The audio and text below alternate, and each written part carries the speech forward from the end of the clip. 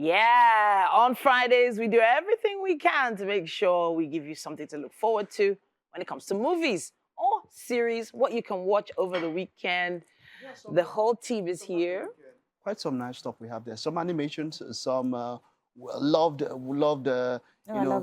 Fan favorite. No. Fan favorites. There's no love. There's no love in this one, I'm sure. Romance? No. No? Okay, but then... Romance, what's the Action. difference? A Squid Game is the one, a very big one people have been talking about. Yay! I have the feeling that this will not be as... Mike, you've gone. Yeah, no, I'm talking about from a creative point of view. Squid Game 1 was groundbreaking. Yeah. Do you understand? Yeah. But you see, keeping up to that standard is not easy. Is it not the producers that produced season 1? You know, it's the same one. Producing season But 2? let me tell you, let me give an argument for and against.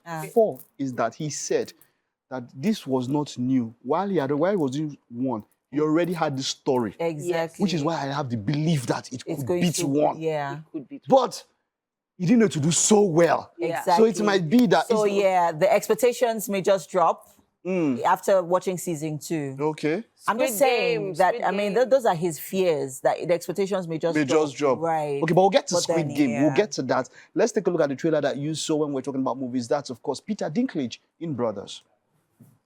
Action comedy. This is one man here. This is one man. Apart, there are a few others, of course, like him. He's referring to Peter Dinklage. Yeah. Whenever you see him, you just know it is not rubbish. Yeah. Because he's the kind of character you can't just put him anywhere. I mean, why would you want a dwarf in your story? Yeah. So there will have to be a reason. Something iconic about it. This dude is an actor and a half. He is. Amazing. He is an actor. I see this as one of those action comedies that people will end up, whenever you go visit people, they're like, oh, have you watched this movie? That kind of conversation starter kind of movie. Yeah. And anytime you see him, people are going to go watch it. And then the cast also, Josh Brolin is there, Brendan Fraser is also there. So yeah. But now, let's take a look at that Squid Game where we spoke about. Yeah, it's the teaser. The trailer will come later on for season 2. In December. Why? Let me tell you. This is one of those things that they call pop culture references. Pop culture. I mean, Mr. Beast has used this to do his own remake. People have done their own remakes that have gone on to even hit millions of views. A reality show. You see something? This is one of the reasons that I feel September are not running so fast. Yeah. There are a number of things I personally am expecting end of November. Yeah. Movies and some other things that is almost like from now to that time is zero. I'm telling you, that's why you have some expectations that you just want it because of something you're looking forward to. This and one or two other things are part of what, I just feel like November should just come and just go. Yeah. But God, we still have October. There's something because people about saying November, and I'm like, there's October. So October should just disappear. It should just disappear. Okay, so there were so many things. That's my month. Here, try it. The use of music, the use of culture, language, a lot of foreign language, even though it's translated into it is, of course. Then the camera angles, the set design, of course, the costuming. Still talking about, I'll just reference a bit on the set design. Yeah. I think that is one of the iconic things, one of the things that stand out in this movie. The Squid Game, the series, I mean, the production design, I watched the behind the scenes, like the story behind it, and the creative process that went into it. It was massive. The attention to details, the intentionality with We'll talk about Squid Game more. Scene. You know what? Whoa, mind-blowing, guys. I think we should go back and watch it again. We'll talk about it more. We'll talk about it more, but we have to celebrate next month. That your bed is going to be big for all of us. Right, let's take a look at Castlevania Nocturne.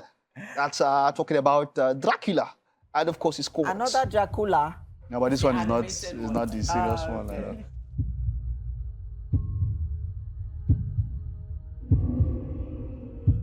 All right, we won't talk so much about this. It's not for the kids. Yeah, of course. Don't let the kids go watch this. There's a lot of blood. There's some gore. There will be a little bit of nudity because, of course, you're talking about vampires and so the kids. Get them off this one. But one for the kids and everyone. I would love to see Transformers 1. Maybe we can round up with that animated? one. Yes, because that one is now in the cinemas. The kids can watch it and all that. The voices behind this one. This is the origin story of Optimus Prime. This is the final trailer. Let's take a listen. That vibe or an energy of when Spider-Man came out. When Spider-Man animated version, Far From Home, Spider-Verse, Spider-Verse. That's the vibe it's giving me, that energy and that anticipation. Online, people are talking about it. The graphic, I say graphics, the animation. All the way there. It's animated graphics and all of that. Yeah. Crazy. It's mellow, I don't know. I mean, it feels like then the franchise should have just... Yes. Why? Yes, it's about time. I don't understand. Because but this is different. This is an animation. I think you'll love it. Different. That's if you love animations, by the way. Crazy. No, I actually really do love animations, but I feel like the Transporter... Transformer, right? Yeah. You see? It's not there. You're not connected. But don't worry. It's one of those franchises I feel like can't ever die. But we'd love to hear your thoughts on this as well. Use our hashtag #WakeUpNigeriaTVC. Tag us #WakeUpNigeriaTVCE with your thoughts. Yeah. All right, we'll be back after this time out.